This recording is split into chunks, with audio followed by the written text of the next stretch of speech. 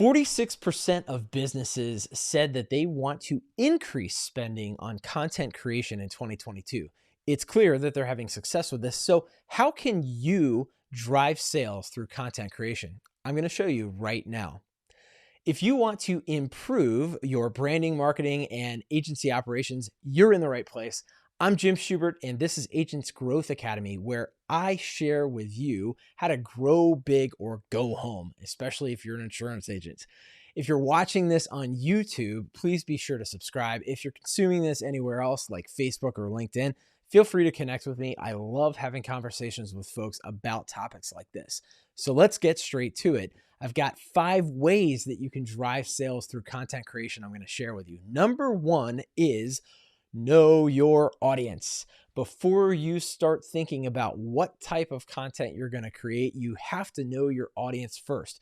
Who are they? Are they young working professionals? Are they single moms who are trying to run a household and juggle a job? Are they who are they? You've got to know the language that they speak, the things that they're into.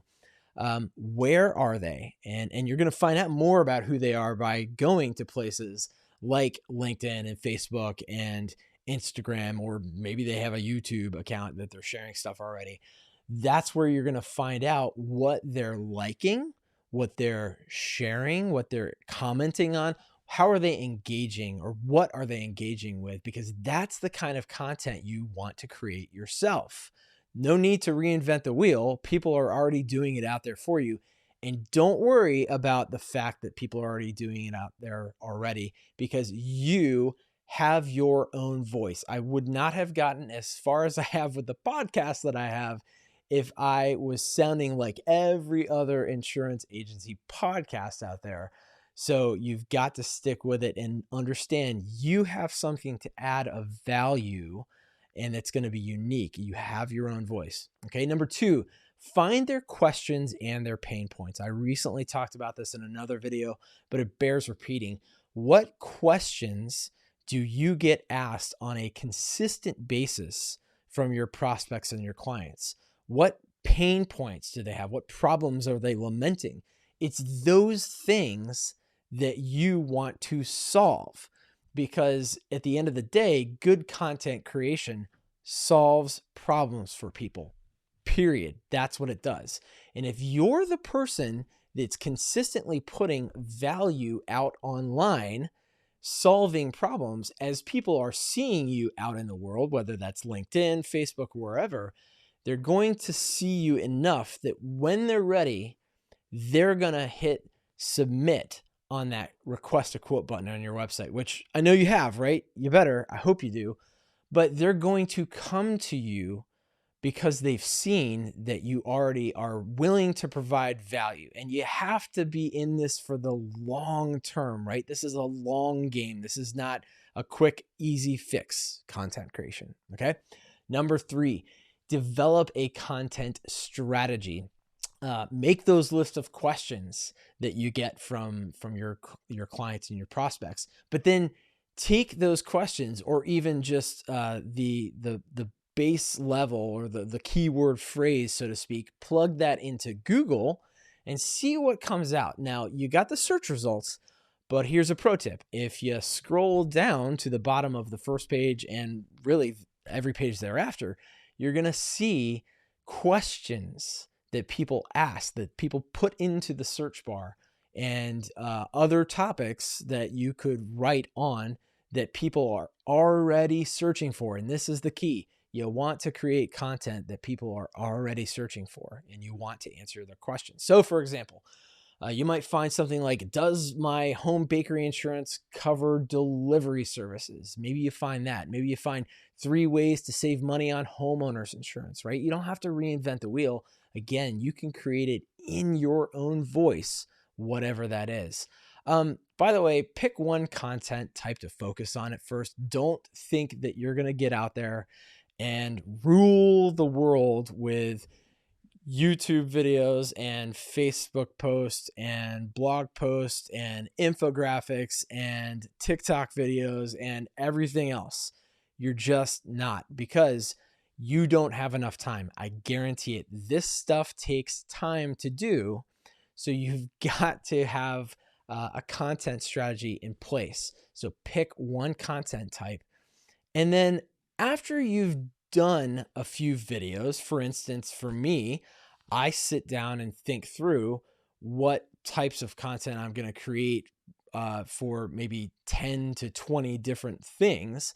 And then after you've got maybe 10 things, like 10 videos like this, go repurpose that content into other things like infographics or blog posts or specific LinkedIn posts, whatever that is, right? You can reuse this stuff to reach people on other platforms, but don't try to do it all at once. Get some stuff under your belt first before you start trying to branch out, okay? Number 4, be a consistent creator. Now, this kind of goes with what I was just talking about. Google and social media rewards publishing consistency. I can't say that enough. Google and social media rewards publishing consistency. So if you think you're going to get in and just dabble in content creation, think again, because it's not going to get you very far. How do I know? I've done it myself. I'm a professional inconsistency type person. So it really takes some discipline to sit here and do this. What I would recommend to you is carve out time each day or week to create content, okay? And you don't have to do big stuff. Start small, okay? So maybe it's a 5-minute Loom video. I talked about that, Loom videos, in another video. And just have a regular cadence of actually creating the content or outlining it. For me, I actually have a daily practice of either creating or outlining one piece of content, okay? And sometimes, and here's a pro tip, I will batch my content creation, because you start to get that flow when you're doing the same type of thing over and over, and you start sounding more natural instead of sounding robotic and I am creating a video, right? So for me, I might outline one piece of content a day, Monday through Thursday, and then Friday, block off a couple of hours to create videos. And if I get really good at it, maybe I only need to block off 1 hour to create videos, 4 videos that I created the content. And then boom, I've got content that I can share, whether I want to do 1 post a week or maybe 2. And then just kind of drip that out, and you can get ahead of yourself so that you're not so stressed thinking, oh, I've got to create another piece of content, right?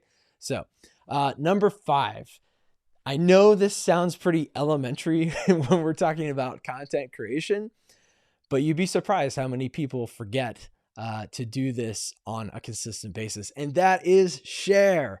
Share your content. Don't be stingy with it. You've taken the time to create this content. Now, I know before I said don't try to post it everywhere all at once, but as you start to get the hang of it and you can manage posting it to, let's say, LinkedIn 1 or 2 times a week.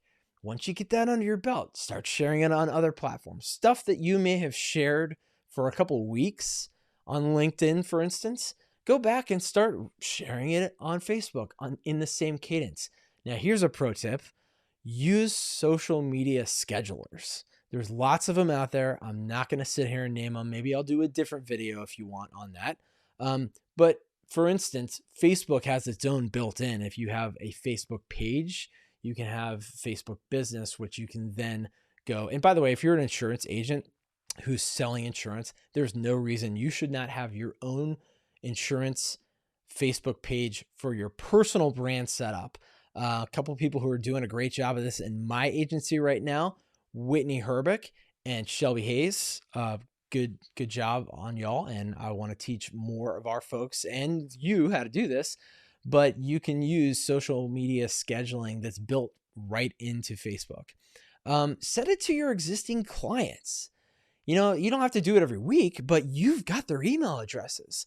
Maybe you could compile a newsletter and send out a handful of things that are helpful to them in one go. Or maybe you do drip 1 a month, or if you know your clients better, 1 a week or 2 a month, whatever that is, but you're going to know what that cadence is. I'm going to recap all these things for you, but before I do, I also want to share, content creation is about creating value. And there are ways other than content creation that you can create value. And I've actually put together a downloadable cheat sheet that you can get right now if you go to agentsgrowthacademy.com/value. And it's a list of things that people who are much smarter than me in the industry have already figured out. And I put them there as examples that you can use today. So just go to agentsgrowthacademy.com/value to download that cheat sheet of ways that you can add value to your clients first before you even ask for anything in return, clients and prospects. So how to drive sales through content creation recap. Number 1, know your audience. Number 2, find their questions and their pain points. Number 3, develop a content strategy. Number 4, be a consistent creator. And finally, number 5, share. Speaking of that, folks, if you've enjoyed this content that I've created for you, please be sure to share it with someone else who you think could benefit from it. I really do believe that a rising tide lifts all ships, and that is one thing I love about what I'm doing to help our fellow insurance agents in the industry. So be sure to share this. If you liked it, please actually like it, click it.